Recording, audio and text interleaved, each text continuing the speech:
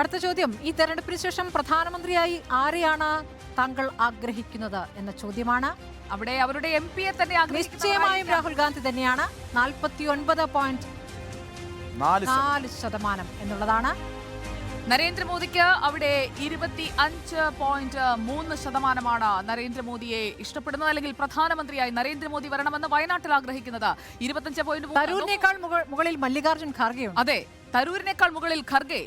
ഇതൊരു അതിശയമാണല്ലോ നിസാർ. അല്ല, അവിടെ ഒരു കാര്യമുണ്ട്. അതിനകത്തൊരു കാര്യമുണ്ട്. ഇപ്പൊ ശശി തരൂരിന്റെ ഈ കഴിഞ്ഞ കോഴിക്കോട് പ്രസംഗം എന്ന് പറയുന്നത് ചെറിയ ഡാമേജ് അല്ല പറ്റിയിട്ടുള്ളത്.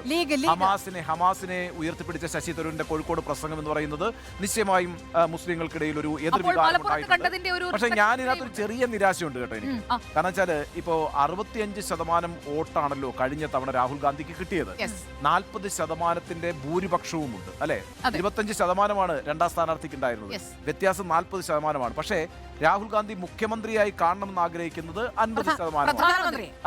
പ്രധാനമന്ത്രിയായി കാണണമെന്ന് ആഗ്രഹിക്കുന്നത് 50% ആളുകളാണ്. ഒരു ചെറിയ ഡിഫറൻസ് ഉണ്ട്. കാരണം വെച്ചാൽ 50ഉം 65ഉം തമ്മിലുള്ള വ്യത്യാസമുണ്ട്. 15% വ്യത്യാസമുണ്ട്. അപ്പോഴും 50% കാരണമുണ്ട്. അതിനുള്ള കാരണം എന്താണ്? കഴിഞ്ഞ തവണ 2019 വീശിയടിച്ച ഒരു വയനാടൻ കാറ്റ് പറഞ്ഞത് എന്താണ്? രാഹുൽ ഗാന്ധി പ്രധാനമന്ത്രിയാകും, വയനാട്ടിൽ നിന്ന് നിങ്ങളുടെ പ്രധാനമന്ത്രി. അതിന് പോയതാണ് 65. ഇക്കുറി രാഹുൽ ഗാന്ധി പ്രധാനമന്ത്രിയാകുമെന്ന് വയനാട്ടുകാർ കരുതുന്നില്ല എന്നതും ഒരു ഘടകമാണ്.